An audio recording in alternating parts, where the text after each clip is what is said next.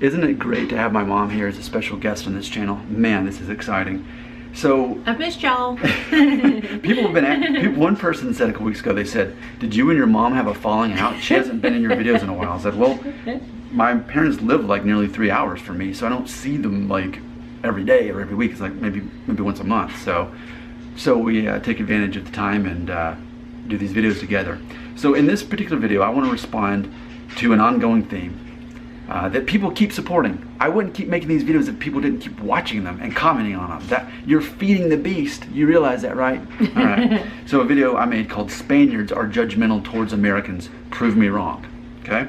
So our good friend Joe Flores, here's something he said. Quote, "Nick, here's a thought. Maybe, and I don't say this in a bad way, on either side of the issue or a put down, but I think that they see your mom as part Mexican and you are 32% Iberian. My hunch is that cultural-wise, you have not immersed yourselves in Hispanic or Spanish culture. And when you say anything about ethnicity of Spanish descent, it's hard to say, but for me, it could be offensive when you say that you took a course in French, but you never mentioned anything about Spanish. I believe that because of your ethnicity, it would be a good idea to extend the olive branch," end quote. So what I want to really focus on, the middle of this, is really what is jumping out at me. And someone had already asked about this recently, wanting to find out, obviously we're American. Your grandparents were born and raised in Mexico and Yes. moved here, which were my grandparents. Michoacan. But culturally, I want to ask you, this isn't for me, this is for you.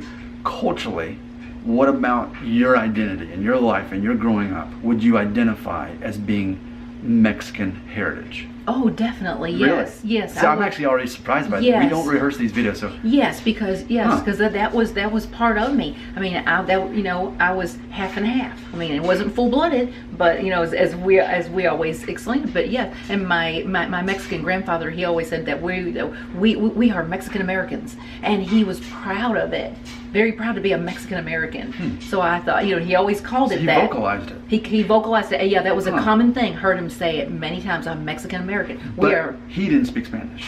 He spoke Spanish. He did? He did. This is your uncle? Yeah, my grandfather. Oh, yeah, yeah, obviously. Okay, My yeah. grandfather. Because I made a video recently talking about how they didn't allow their own children to speak Spanish in the home, which is ultimately why your own mother, because she didn't speak Spanish, right? Not much, no. Broken. I never heard her speak Spanish. Very, very broken. Yeah. But, okay, so your grandparents spoke Spanish. Yes. Who else spoke Spanish in your family as far as the Mexican side? They did. Like if Grandma was talking to, her mom, my grandmother on the phone, they were speaking Spanish, but broken. But it was broken, very, very broken. Grandma's Spanish was so broken that I could pick up on what she was talking about. It was just, it was broken. Because my grandmother spoke very, very broken English. Yeah. Not much at all. So the brokenness was mutual. Broken Spanish, broken English, and you kind of... My grandfather learned, he took the classes so he could learn to speak English. He could speak English, like fluent English. So yes, I can communicate with him like totally. He could speak, yes. Okay. Now, aside from the language part of it, what else about Mexican culture did you identify growing up, like that made you feel? Definitely. Give some examples, because even I don't know, really. Like growing up, I mean, the food definitely, because they were very poor.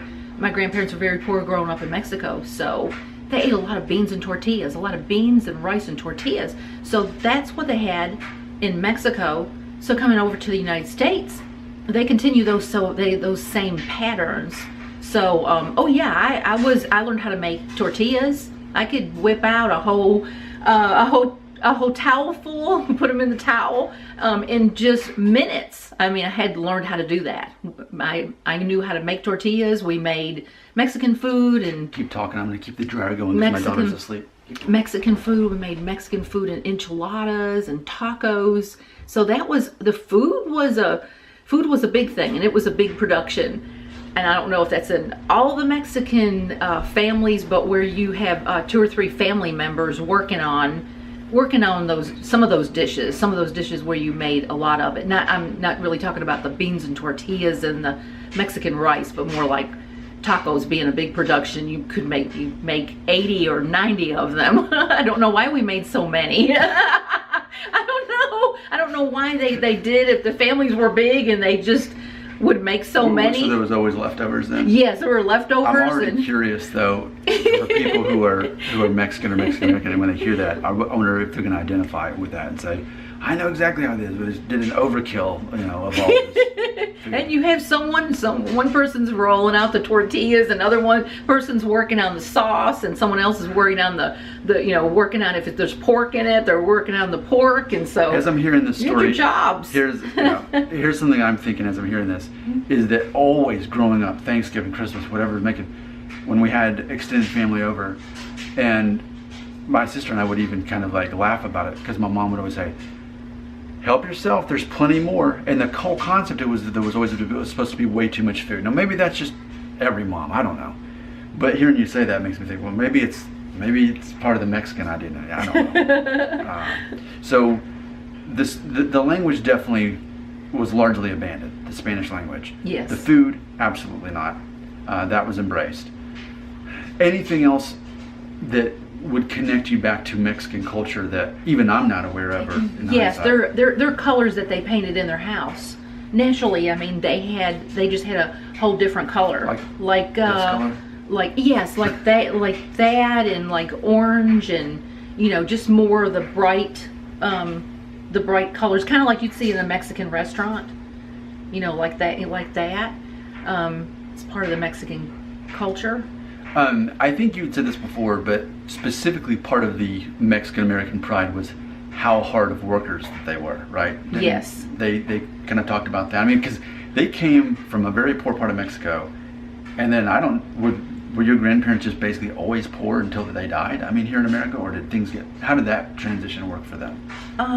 Yeah, they weren't ever just like, ever wealthy. They weren't just wealthy people. But and it's crazy that they went from southern Mexico all the way across the nation up to near the Canadian border to settle down, to start a life. Like, that was quite a journey. Yes. They could have just went to Texas. On the train. Back in what decade was this? And that would have been I believe it would have been like in the 1920s. Yeah. Somewhere around in the About 100 years ago. Yeah, somewhere around the 1920s. That's quite a journey for 100 years ago. Yes. I mean, to nearly go to Canada and start there. But yeah, it was a big deal that you had to learn how to. I was always afraid that I wouldn't figure quite out how to make the Spanish rice. The Mexican, well, they called it Spanish rice because they always claimed being Spanish. They always said that, oh yeah, the Mexicans have Spanish in them. And how much Spanish did your DNA test show? It showed 22, because yours is 32. Yeah, because and both through MyHeritage. Yes, 22 and 32, and your daddy has 3. Yeah. And so yeah, it was always a big deal, and they were not ashamed that they had Spanish blood. I mean, Grandma always said, "Oh yeah, we have Spanish in there too." So Mexicans are not just Mexican; Mexicans have Spanish in there. But her particular family was largely more of the Native American to Mexico. Yes, I mean, yes. If we do the math right, that puts her somewhere around 80% Yes. Native American in Mexico. Yes. Which explains why she was, to me, she didn't look like, when I think of someone who's a Mexican American, she didn't have quite that look.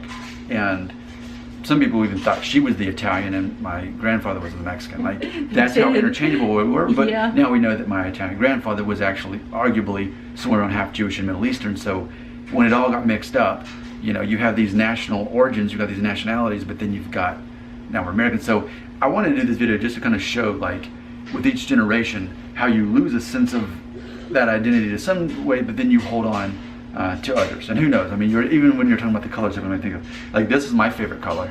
I identify with this color. I like this. It stands out to me. It's fun. But even to me, this is somehow maybe a subliminal attachment to the colors and styles that you would see down in there, and that, I don't know, maybe somehow got passed down to me. Where, like, I don't know, most American men aren't crazy about this color. I don't know. You see a lot of that color, and a lot of orange. Yeah. That's funny. A lot of orange.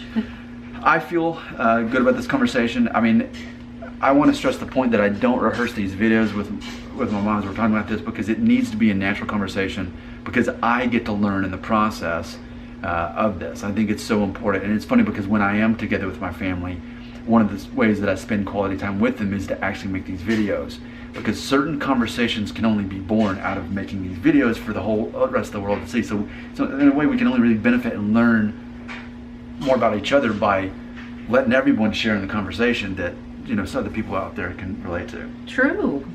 All right, well, thanks for watching this video. Let's see if we can throw another 2 or 3 at you.